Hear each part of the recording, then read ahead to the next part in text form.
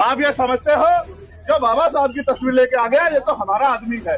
आज आपको पता लगा आपका आदमी कौन है, कौन आपकी लड़ाई लड़ता है, कौन है।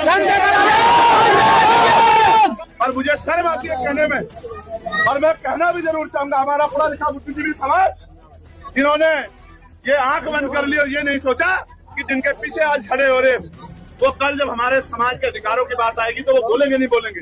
जिन नेताओं के मुंह से, उत्तर प्रदेश के बड़े बड़े नेता जिनके मुंह से दो शब्द नहीं निकले, गलत तो कह सकते थे, उन परिवारों के लिए न्याय की मांग तो कर सकते थे, उन परिवारों की आवाज तो उठा सकते थे, अब आके उनके साथ तो खड़े हो सकते थे, लेकिन क्योंकि उनका आपसे चुनावी रिश्ता में जिनकी बात कह रहा हूँ आप समझ गए होंगे। इतने बड़े अपमान पे बताओ इससे बड़ा अपमान हो सकता है क्या? पिछले 20 साल में आपने कोई ऐसी घटना सुनी है क्या? इतनी बड़ी घटना पे जिनके मुंह से दो शब्द नहीं निकले कि भाई इन लोगों ने गलत किया, इन पे कार्रवाई होनी चाहिए, सिर्फ जाति की वजह से कल वो सत्ता में आने के बाद आपके अधिकार दे देंगे। ये बाबा साहब की फोटो लेके कोई आ जाएगा उससे भरोसा मत करना। आपका भरोसा जब तक चंद्रशेखर के साथ है तभी अन्याय करने वालों को सजा मिलेगी। इससे पहले भी घटना बता क्या तो मंत्री जी को नहीं पता या मुख्यमंत्री जी को नहीं पता कि 1 लाख रुपए में आजकल मोटरसाइकिल भी नहीं आती, महंगाई उस तरफ चढ़ गई है, ये भी नहीं पता सरकार को। बिल्कुल। और अगर आज ताकत हमारे हाथ में होती तो क्या कर गुंडा ये इकट्ठा कर पाता बताओ पहले। और अगर कर भी देता तो वो गुंडा तो सजा पाता। अड़ोसी पड़ोसी कई जिलों के लोग गुंडे दिल में घुस जाते हैं कि ऐसी घटना नहीं करनी है, चंद्रशेखर छोड़ेगा नहीं।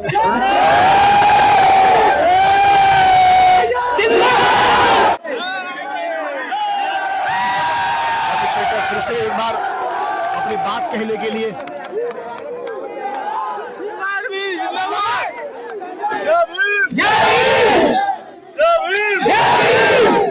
प्यारे साथियों, आज आपको पता है कि इस पीड़ा की घड़ी में हमें आपके साथ उस परिवार के बीच में आना पड़ा है। आने का कारण भी आप लोग जानते हैं। हम लोग यहाँ शादी में शामिल होने के लिए नहीं आए, हम लोग यहाँ सगाई में शामिल होने के लिए नहीं आए। आज हम यहाँ हमारे परिवार का हुआ है और जिस तरह की तकलीफ में हमारा परिवार है उनके दुख को बांटने के लिए और उनको ये विश्वास दिलाने के लिए कि वो अकेले नहीं है, पूरा समाज और हर वो व्यक्ति जिसके अंदर नैतिकता है, जो न्याय को मानता है, जो इंसानियत के धर्म को मानता है, वो सब लोग उनके साथ हैं। यही संदेश देने के लिए आज हम सब लोग यहाँ आए। प्यारे साथियों, ये ताली बजाने का विषय नहीं है, क्योंकि आप देखो आज मैंने घटना को जाना, जब मैंने घटना को जाना तो मुझे एहसास हुआ कि वो परिवार क्या कर रहा है।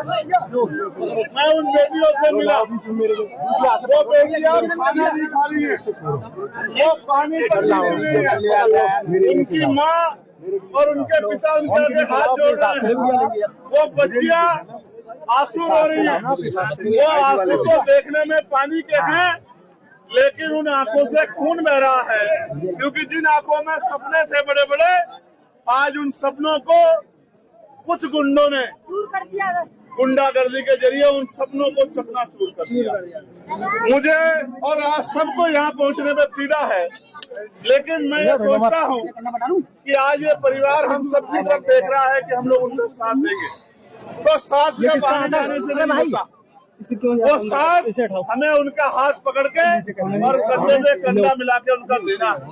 जब वो अपनी शादी की तारीख रखेंगे तो हमें उस शादी में शामिल होना है, सहयोग भी करना है।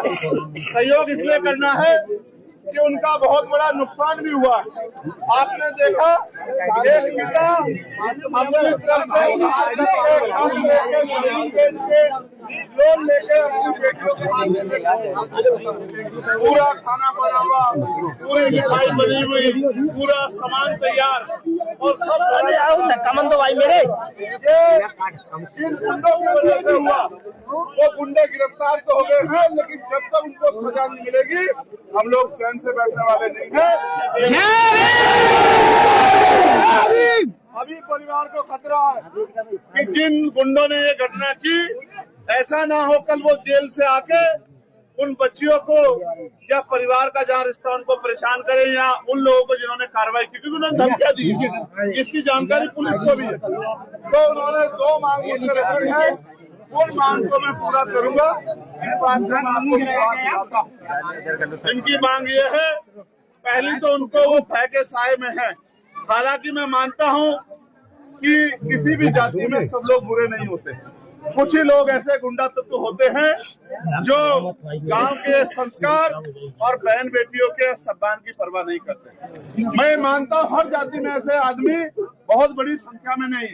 अगर सब लोग इतने अन्यायी हो जाएंगे, सब लोग इतने अत्याचारी हो जाएंगे, तो फिर ये प्रकृति जो है, ये जो सृष्टि है, दुनिया चल ही नहीं पाएगी। इसलिए मैं मानता हूँ कि उनकी संख्या कम है, लेकिन मुझे दुख इस बात का है कि उनके परिवार ने उनको अच्छे संस्कार नहीं दिए। गांव की बेटी बहन ही होती है, और उनकी लड़ाई अगर कुछ भी थी तो वो परिवार के पुरुष लोगों से लड़ लेते। उन बच्चियों को पीटना नहीं चाहिए था, उनका अपमान नहीं करना चाहिए था, उनके रिश्तेदारों को और बरातियों को नहीं पीटना चाहिए था। ये मानते हैं कि बरात तो मेहमान को भगवान होता है, लेकिन उन्होंने तो पता नहीं कहाँ के संस्कार उनमें है। तो मैं इसकी वजह से पूरे समाज को गलत नहीं मानता। मैं मानता हूँ चंद लोग बुरे हैं, उन्होंने अपराध किया, उनको सजा मिलेगी। लेकिन यहाँ आप लोगों को भी समझना है, मैं कभी कभी आपकी तरफ भी देखता हूँ, कोई भी बाबा साहब की तस्वीर लेके आ जाता है, आप उसको अपना मान के उसके पीछे पीछे चल पड़ते हैं। आप ये समझते हो जो बाबा साहब की तस्वीर लेके आ गया ये तो हमारा आदमी है। आज आपको पता लगा आपका आदमी कौन है, कौन आपकी लड़ाई लड़ता है, कौन है? कोई चुनाव के समय बाबा साहब की तस्वीर लेके आ जाता है, नारा लगाता है कि हम भी दलित पिछड़ों के जैसी हैं और हमारे लोग, और मुझे शर्म आती है कहने में, और मैं कहना भी जरूर चाहूंगा, हमारा पढ़ा लिखा बुद्धिजीवी समाज जिन्होंने ये आंख बंद कर ली और ये नहीं सोचा कि जिनके पीछे आज खड़े हो रहे वो कल जब हमारे समाज के अधिकारों की बात आएगी तो वो बोलेंगे नहीं बोलेंगे। जिन नेताओं के मुंह से, उत्तर प्रदेश के बड़े बड़े नेता जिनके मुंह से 2 शब्द नहीं निकले, मैं मानता हूं कि आपके अंदर जाति का एक भाव रहा होगा कि भाई जाति के लोग हैं, लेकिन गलत तो कह सकते थे, उन परिवारों के लिए न्याय की मांग तो कर सकते थे, उन परिवारों की आवाज तो उठा सकते थे, अब आके उनके साथ तो खड़े हो सकते थे। लेकिन क्योंकि उनका आपसे चुनावी रिश्ता, मैं जिनकी बात कह रहा हूँ आप समझ गए होंगे, आपसे चुनावी रिश्ता रखना चाहते हैं। वो जो बात करते हैं तमाम नारों के, उनके नारों का सच ये है कि जो आपके आत्मसम्मान की रक्षा नहीं कर सकते, वो कल ताकत में आपके अधिकारों की रक्षा भी नहीं कर सकते। इस बात को आप मेरी जान लेना। ये इशारा आप लोगों को समझदारी रखने के लिए कि जिन लोगों ने इतने बड़े अपमान पे, बताओ इससे बड़ा अपमान हो सकता है क्या? पिछले 20 साल में आपने कोई ऐसी घटना सुनी है क्या? इतनी बड़ी घटना पे जिनके मुंह से 2 शब्द नहीं निकले कि भाई इन लोगों ने गलत किया, इन पे कार्रवाई होनी चाहिए, सिर्फ जाति की वजह से कल वो सत्ता में आने के बाद आपके अधिकार दे देंगे? चंद्रशेखर भैया, मैं इसलिए समझा रहा हूँ कि आपको अपनी लड़ाई स्वयं लड़नी पड़ेगी, या फिर आपके लिए मरने के लिए भी हमारे आजाद समाज पार्टी के लोग खड़े हैं। आप इस बात को याद रखना, ये बाबा साहब की फोटो लेके कोई आ जाएगा उस पर भरोसा मत करना। आपका भरोसा जब तक चंद्रशेखर के साथ है तभी अन्याय करने वालों को सजा मिलेगी। इससे पहले भी घटना बता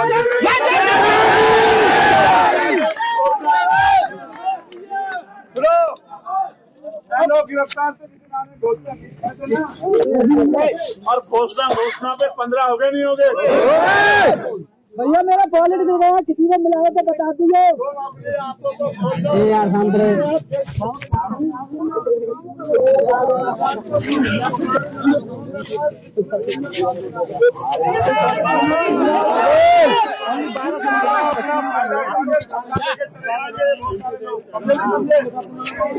मीडिया के माध्यम से कहना चाहता हूँ कि प्रशासन को इस परिवार की सुध लेनी चाहिए, कैसे सुनिश्चित हो पहली बात, और इनको सुरक्षा के लिए लाइसेंस दिया जाए। ये परिवार कमजोर परिवार है, कल उनसे जुड़े हुए गुंडे इस परिवार को नुकसान पहुंचा सकते हैं। तो इस परिवार की सुरक्षा का ध्यान रखने की जिम्मेदारी प्रशासन की है, सरकार की है। और एक और बात जानो, एक और मजे की बात बताता हूँ, कान खोल के सुनो। देखो, मैं पुलिस का बहुत धन्यवाद दूंगा कि यहाँ पुलिस ने बहुत अच्छी कार्रवाई, मैं पुलिस के साथियों का धन्यवाद दूंगा। लेकिन सोचो कि आपके इतने बड़े नुकसान की कीमत उत्तर प्रदेश की सरकार ने क्या लगाई आपको पता है? 1 लाख रुपए, ऐसा ही मैंने सुना कि मंत्री जी घोषणा करके गए 1 लाख रुपए। आप मुझे बताओ, क्या तो मंत्री जी को नहीं पता या मुख्यमंत्री जी को नहीं पता कि 1 लाख रुपए में आजकल मोटरसाइकिल भी नहीं आती, महंगाई उस तरफ चढ़ गई है, ये भी नहीं पता सरकार को। बिल्कुल 12-13 साल से 10-11 साल से तो सेंटर में भाजपा के लोग है या नहीं है? और 6-7वें साल से उत्तर प्रदेश में है, और इनको ये नहीं पता कि महंगाई कहाँ होगी है। 2 बच्चों की शादी के लिए 2 लाख रुपए की मदद। किसी की नेता की गाय भाग जाती तो उसको 2 लाख रुपए का मुआवजा दे देते, पूरा प्रशासन लगा देते। और आपकी कीमत क्या लगाते हैं? का फायदा और अपने दिमाग को सुनो, क्या कीमत लगाई तुम्हारी बताओ? क्या था 2 लाख रुपए में एक मकान नहीं बनता, 2 लाख रुपए में गाड़ी नहीं, 2 लाख रुपए ये तुम्हारी हैसियत लगाई भाजपा की सरकार ने। 2 लाख रुपए आ रही है, और अगर आज ताकत हमारे हाथ में होती तो क्या कर गुंडा ये इकट्ठा कर पाता, बताओ पहले। और अगर कर भी देता तो वो गुंडा तो सजा पाता। अड़ोसी पड़ोसी कई जिलों के लोग गुंडे दिल में घुस जाते कि ऐसी घटना नहीं करनी है, चंद्रशेखर छोड़ेगा नहीं। 25-25 लाख रुपए का मुआवजा इन परिवार को दिया जाता और इनकी सुरक्षा पहले दिन सुनिश्चित की जाती, और इनको एक 5 एकड़ का पट्टा दिया जाता कि भाई आप अपने आप को अकेला मत समझना, सरकार आपके साथ खड़ी। लेकिन क्या करें, गूंगी बहरी सरकार आपकी कीमत लगाती है 1 लाख रुपए। सुनो, कितनी कीमत लगाई? जोर से बताओ। भैंस की कीमत भी, भैंस भी 1 लाख रुपए से महंगी आती है।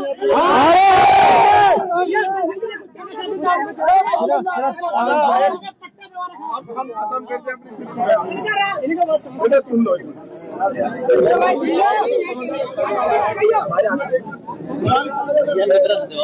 अब आगे आ जाओ।